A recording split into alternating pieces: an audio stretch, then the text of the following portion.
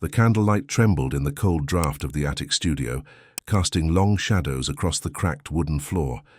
The air smelled of turpentine, old dreams, and drying oil paint. Elodie Morel sat on her rickety stool, brush in hand, staring at the face that had haunted every canvas she'd touched for the past 3 years. A man, always the same. His features were impossibly defined, sharp cheekbones, a strong jawline, and dark, haunting eyes that seemed to hold centuries of sorrow. His lips were neither smiling nor frowning, but always waiting. His expression, too precise to be imagined, always emerged unbidden from the depths of Elodie's mind. She had never seen him. Not in the streets of Paris, not in dreams, not in photographs. And yet there he was. Again. Her landlord pounded on the door downstairs, shouting about overdue rent. She ignored him. Elodie had nothing but this obsession. No patrons, no family, and only a handful of francs left in her drawer. Her fingers trembled as she dipped the brush into the crimson oil. She didn't know why the lips always had to be painted last. Maybe because, somehow, they made him real. Too real. Outside, the rain tapped rhythmically against the skylight, a lullaby for the damned. The city below glowed faintly with golden light, too distant to warm her bones or her broken spirit. Elodie wasn't always like this. Once, she had believed in the life of an artist. She painted the world around her with joy. Children playing near the Seine, flower sellers, street performers. Her laughter had echoed in the cafes of Montmartre, where wine and dreams were equally cheap. But then came the dream. 3 winters ago, she awoke in the middle of the night and, as if possessed, painted his face. It took hours. When morning came, she didn't remember starting it, only that she couldn't stop. Since then, she had tried painting other subjects. Tried portraits of real people, still lifes, landscapes, they all withered under her brush. Only he emerged fully formed, vibrant, and true. And the worst part? Every painting of him sold, quickly, expensively. Collectors called them haunting, revolutionary, deeply romantic. One even whispered that they reminded him of an old legend, the cursed nobleman of Château de Noirval. Elodie didn't care for legends. She wanted her life back. That night, exhausted and defeated, she left the latest portrait unfinished and crawled into her small bed beside the canvas. But as the wind howled through the broken window pane, a strange feeling washed over her, like a memory returning after a century of silence. Her breath caught in her throat. Someone was watching. She sat up abruptly, heart pounding. Silence. Then, a knock, not from the front door, from the attic window. She turned, slowly. The skylight was covered in rain and mist, but there, silhouetted against the moonlight, a man stood on the roof. It was him, the man from the paintings. His eyes met hers through the glass, and though she should have screamed, Elodie couldn't move. She couldn't breathe. He raised a gloved hand, placing it gently against the window. Her world tilted. Then, he vanished. She stumbled to the window, heart hammering in her chest. There was no trace of him, no footprints, no shadow. Only the rain. And yet, the next morning when she returned to her canvas, the lips had been painted. Perfectly. With a shade of crimson she didn't own. The morning light streamed through the dirty attic window, chasing away the shadows of the storm. But Elodie stood frozen, staring at the canvas. The painting was finished. More than that, it was perfect.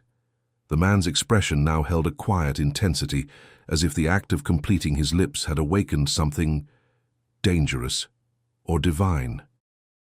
Her hand trembled as she touched the painted mouth. The texture of the pigment was real, too real. The red hue shimmered faintly, like fresh blood not yet dried. She staggered back, heart pounding. It wasn't her work. She knew her own brushstrokes. These were not hers. Someone had been in the room. Or something. Elodie didn't leave the attic that day. Fear wrapped around her like a fog, thick and suffocating. She kept the painting covered, though even beneath the cloth she could feel its presence, pulsing like a heartbeat in the room. As the sun dipped below the horizon, her ears became attuned to every creak in the building, every gust of wind against the glass. She clutched a rusted palette knife under her coat, the only weapon she owned. Midnight came, and with it, the knock. Soft, intentional. This time, it was not from the window, but from the door at the base of the stairs. She approached slowly, barefoot, her pulse deafening in her ears. Every instinct screamed to flee, but something deeper, older, pushed her forward. She opened the door, and there he stood, the man from the portraits, the man from the roof, tall, dressed in black. His presence silenced the world around him. His eyes, even more piercing in life than in paint, locked onto hers with an intensity that stole her breath. Elodie Morel? His voice was low, foreign, with an accent that was not quite Parisian and not quite from this century. She nodded, lips parting but no words emerging. "I have come," he said, "because you remembered me." She stepped back, and he entered the studio like a shadow gliding across the floor. He removed his gloves and hat, revealing a face so flawless it seemed carved from marble, except for the faint scar beneath his left eye. Elodie stared at him, half in awe, half in terror. "Who are you?" she whispered. He didn't answer right away. Instead, he approached the covered canvas and, without asking, removed the cloth. He studied his painted likeness for a long, silent moment. "Vincent," he finally said. "Vincent Moreau." The name sent a chill down her spine. "I don't know you," she said. "You once did.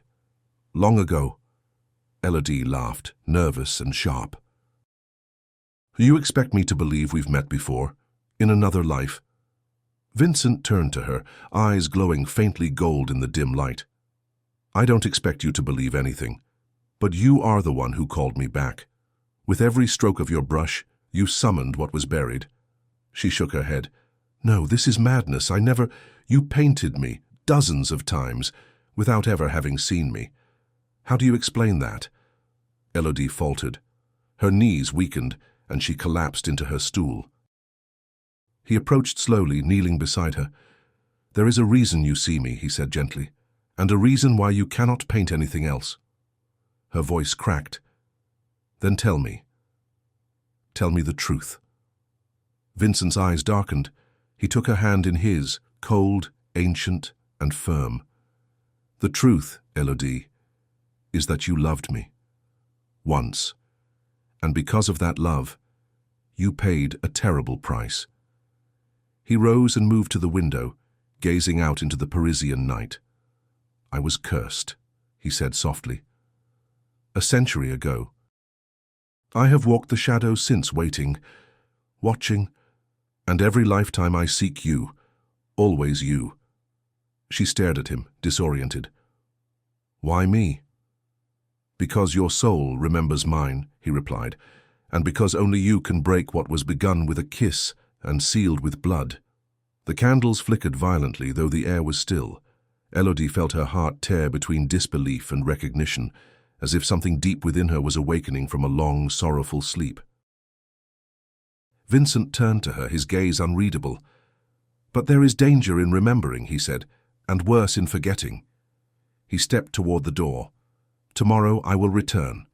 And then, you must choose." He vanished into the night as silently as he came, leaving her alone with a painting that no longer felt like hers, and a heart that no longer felt empty. The next day arrived in heavy silence, as if Paris itself were holding its breath. Elodie wandered her studio like a ghost. Nothing felt real. Not the sunlight through the grimy windows, not the bustling noise from the street below, not even the half-eaten croissant she tried to choke down. Her thoughts spun around Vincent's words like a cyclone. "You loved me. Once." A kiss, sealed with blood. Who was he really? A madman, a ghost, a figment born from her lonely mind. Yet, deep within her chest, something ancient stirred, an ache she couldn't name, a longing she didn't know she'd carried. By nightfall, he returned. No knock. No sound. Just a presence, and there he was, standing in the same spot as before, his coat still damp from the evening mist. Elodie didn't run. She didn't scream. She simply said, "Show me." Vincent nodded once. They walked together through the empty streets, down to the Seine, across the Pont Alexandre III, and into the forgotten quarter of the city, where gas lamps flickered and time seemed to stop. There, hidden behind iron gates choked by ivy, stood a decaying estate, Château de Noirval. Her breath caught. She had passed this place countless times but never dared to enter, yet now in his presence it felt like home. Inside, the chateau smelled of dust, old wood, and forgotten stories. Portraits hung crooked on faded walls, and tapestries swayed without wind. Vincent led her through a secret passage behind a library shelf. They descended stone steps into a chamber lit by blue flames dancing in sconces. Elodie's skin prickled with energy. The air was heavier here, charged. At the center of the room stood an altar, black marble veined with crimson. Upon it, a dagger rested beside two goblets, one etched with her initials. E.M. "I don't understand," she whispered. Vincent stepped forward, his voice steady but thick with emotion. "This is where it happened, where we made the pact." He touched the dagger reverently. "You were a healer's daughter. I was a dying noble cursed by my enemies. They said only true love, sealed by shared blood, could save me. You believed them. You gave everything." She felt dizzy. Visions flickered in her mind. A young woman with Elodie's face, crying over a man's lifeless body. A kiss, blood shared between lips. A burst of light, then darkness. "You became part of the curse," he continued, "bound to my soul, and every time I return, you do too, reborn, searching." Elodie's voice cracked. "Why haven't I remembered before?" "You were never ready," he said softly. "But this time, something shifted. You found me. You painted me before we even met.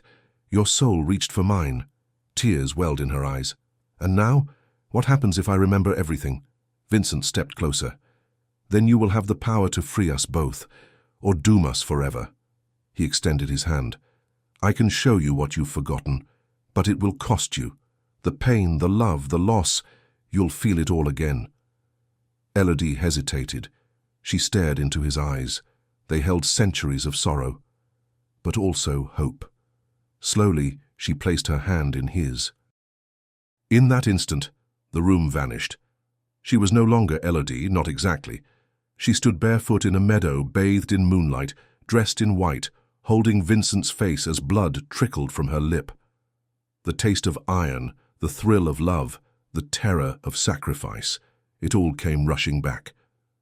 "I love you," her past self whispered, "even if it damns me."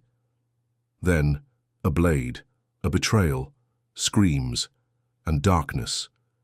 Elodie gasped as she was pulled back into the present, collapsing against Vincent. He caught her, his arms strong, cold and trembling. "I remember," she whispered, tears streaming down her cheeks. "All of it."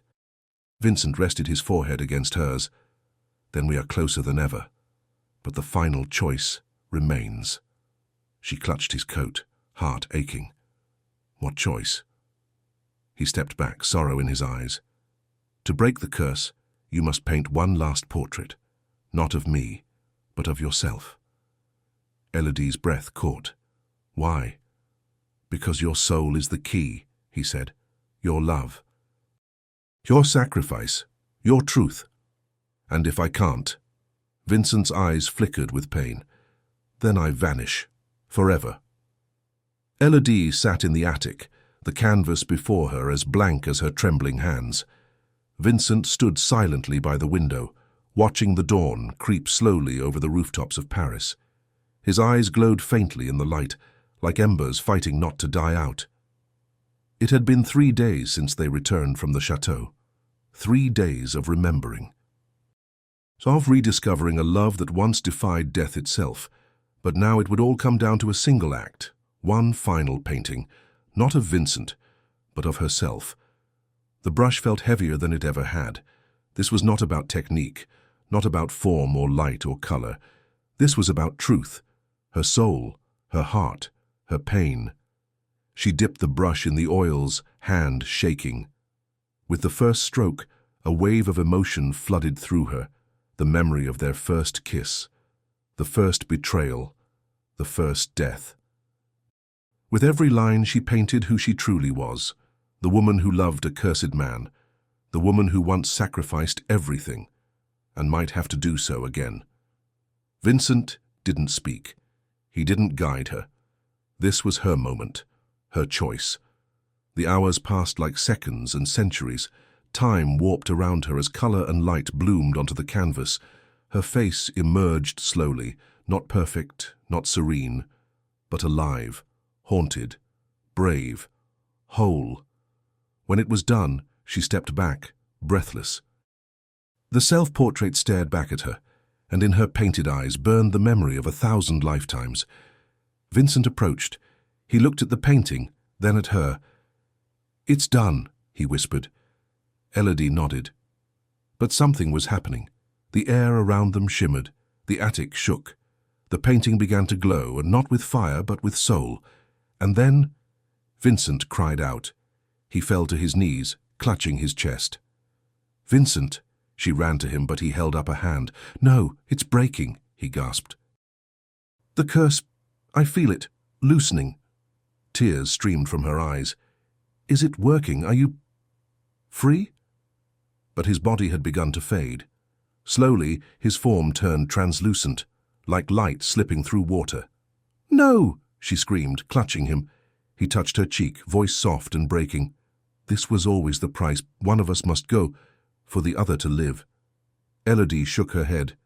"No, there has to be another way." "There isn't," he said, smiling through tears. "But listen, because of you I was remembered, I was loved, and that is enough." Then he was gone, not like mist or dust, but like a memory finding peace. The attic fell silent. The only sound was her heartbeat.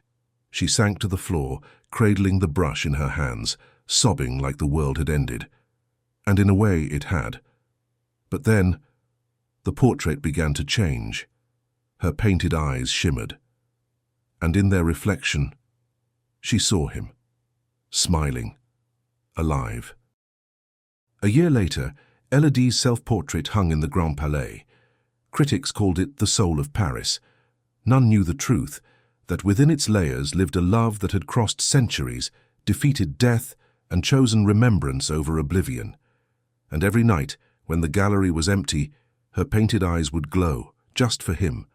True love does not demand possession, it demands remembrance.